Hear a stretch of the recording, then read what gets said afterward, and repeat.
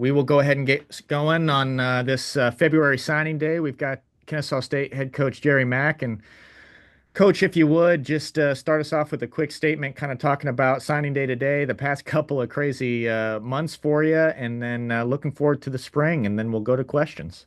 No doubt. Well, excited to be here. Obviously, Kennesaw State. Thank you guys for joining on. It's been a whirlwind for the last couple of months, more than anything else. When we got here, we had a lot of guys that had entered the portal. We had to evaluate not only guys from the film from the previous year, but also too we had to evaluate the guys that were in the portal that we were potentially thinking about adding to the roster. So, just from that standpoint, in December, adding some additions and getting some guys committed. They were ready to enroll in school here in January. I think we got about 20 guys that we end up getting at the mid-year. A couple of those guys were high school guys that are already on campus with us.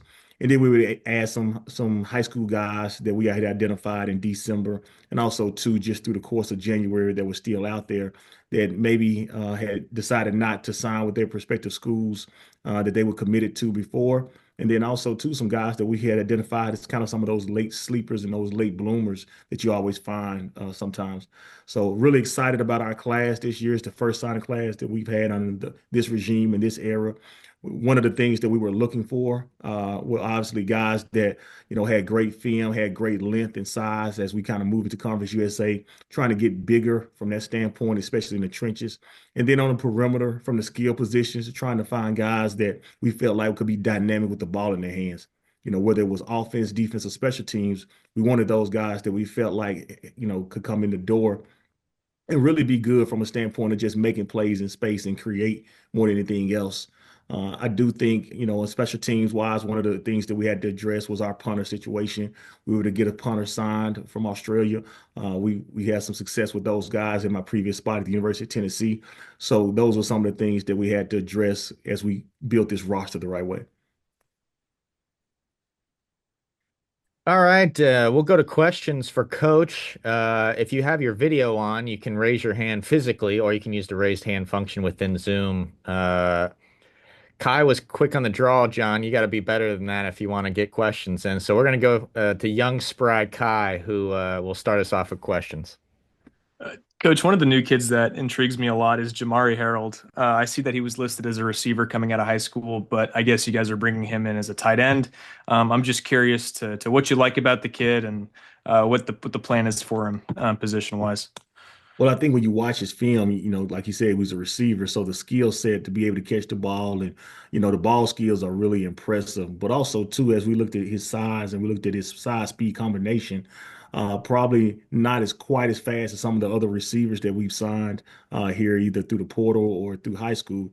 But as we grow that position, we're looking for those guys that we feel like can get up to 220 pounds plus and still have a skill set to go catch the ball. So he kind of understood that when we started the recruiting process on him. A lot of schools had kind of looked at him and kind of talked about him being that hybrid tight end that can be flexed out, that can be in the hip position. Don't know if he's going to grow into more of a guy that can be an inline blocker as he puts on more weight. But coming in the door, I'm excited about what he can do initially because he does have the skill set to be in the slot and to do different things in that hip position that the tight end is playing. So we feel like we're going to use him in a multitude of ways in that aspect, but also the physical presence out there blocking on the perimeter for some of those perimeter screens that we like to throw. Coach, next question from me. Throughout this first cycle, what's kind of been the pitch to these kids and what have been the easy things to sell about Kennesaw State? Yeah, I think when they get on campus, I think everybody's shocked. I talked about it in the press conference a little bit about Kennesaw being a hidden gem. A lot of the guys that we brought in to visit, some of them had never even been to campus because some of them are out of state guys that weren't getting recruited by Kennesaw at first, and they had no idea what to expect. They thought it was going to be a small school with about 5 to 8,000 students, and then when they get on here and they just kind of see our facilities, they see the student life, they get a chance to be around our players as well. And they just kind of see exactly what we're trying to hit as a program. And I think that it impresses him the most. I do think being so close to Atlanta area, they really didn't know exactly where Kennesaw was at on the map as in proximity to Atlanta. And when they come here, they see, man, we take them down to the Battery sometimes and, to the stadium, and they kind of see, man, this is a lot bigger and a lot more going on than I previously thought.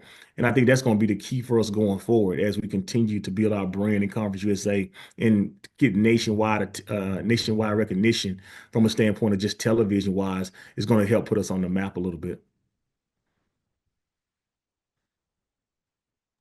Anything else, Kai? Just one more.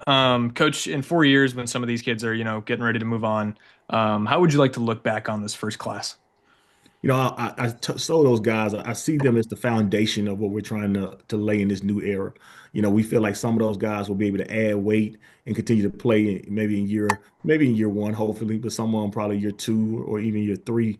But the guys that are able to contribute right away, we've identified some of those guys as well, just because of their strength levels or their body types right now in this conference playing against the type of men we're going to play against. But I hope they look back on this aspect and they talk about like we help start that foundation. We help lay that foundation of teams that we're going to go to consistent bowl games and, just, be able to be recruiters too for some of those other guys we bring in from year in and year out. John, we'll kick it over to you. All right, Coach. I've been watching how everything's been going. A lot of social media. There's a lot of uh, action shown where you guys have been throwing out a lot of offers all over the place. And I'm not saying that it's just for this year because I know a lot of it is for juniors, a few sophomores, and all that. When you go to make an offer to a kid, what it just seems like a lot of it came in a hurry. Was it a lot of it out of necessity, or is this setting the ground for those future relationships that you're helping to build? Yeah, I think more so than anything, you try to make sure you get on the kid's radar and make sure he understands that, hey, Kennesaw State is serious about him. I think our offer shows that we've reviewed the film, we've identified the film, we've evaluated it, and we said we feel like you're a young person that could come into Kennesaw State and you can help us win football games. Now, the other piece of that, as the process goes on, is we start developing a relationship with him and the family and the coaches, and we start to learn more and more about him as the relationship develops and evolves. But the offer initially just says point blank, you're a good enough player based off your film that you can help us win football games. Some of the stuff, when you look at the class of 27 and 28 and people like that that are a little bit younger, that are not in the upcoming classes, is more of so you can understand that we are interested in you and that we feel like you're going to be a great player that can end up playing in Kennesaw State. So there's a lot of moving parts that go behind that, but I do think that sets the tone and it starts the initial conversation and initial process of, hey, we want you're on our radar, so we hope that we're on your radar as well. Going back to this year's class, of course, a lot of these guys signed, I think 20 of them between the initial signing day and today, and then you got another 13. Can you kind of walk us through what what was the game plan? I know you briefly touched on, you wanted to get dynamic players, you wanted to get in the trenches, but when you looked at the roster, where were some of the main focuses that you had, and were you successful in filling those over the last couple months? Yeah, it's just my base philosophy. I believe in building teams from the inside out. So when you look at what we've signed in the interior, offensive line and defensive line, I think that's one of the things that we really wanted to make sure that we placed a premium on, and that's getting the length and the size and the athleticism that we're going to need to build this thing. When you look at the transfer portal, it's very hard to find big men that can move. And I think we did a good job of trying to find some of those guys. And then also, too, identifying some young guys that's going to be able to come in the building and potentially help, whether this year or just long term, building the program the right way. I do think we did a good job of addressing some of our needs. You can see, obviously, offensively, we're going to look a little bit different. So we had to find guys that we felt like through the process, they fit skill set what we were looking for. From the receiver standpoint, you see we signed pretty much three quarterbacks. So, that kind of tells you like, we're going to run a little bit different style of system and we're going to do some different things. And we needed guys that we felt like were talented as passers and also too can move and athletic enough to make plays. So there's a lot of different things that went into building the roster, as we identify what the needs were. But I do feel like we addressed a lot of needs. We're not done yet. The second transfer portal is going to open up, and I'm sure there'll be some young men that we feel like they can help us in that second wave of guys as well. I am very big on local, local, local. That's what our news organization covers. And I'm looking at the roster. I know that there were a lot of Cobb County programs that were happy to see you guys come in, had good things to say about you, but I'm seeing a lack of Cobb County players in that 33. What has been the reaction to the from the local coaching staffs and players as they're getting to know you? Yeah, I mean, I think like you said, they were excited to see us come in the door and just kind of get in the door for and just see us as Kennesaw State represent. I think the lack of some of the Cobb County guys was just us being hired so late.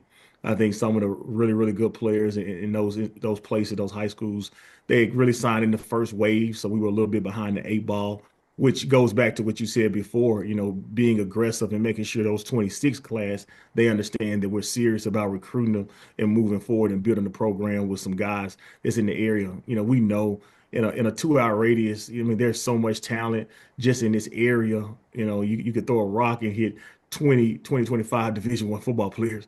So like we got to do a great job of getting in these schools, and I hope we show high school coaches and high school players that Kennesaw is serious about recruiting Cobb County and trying to keep some of the local talent at home. I'm good, Andrew. Thank you very much, Coach. Stan, I'll kick it over to you. Thanks, Coach. I was going to ask about the quarterbacks. You mentioned them. What did you like about the three you signed today?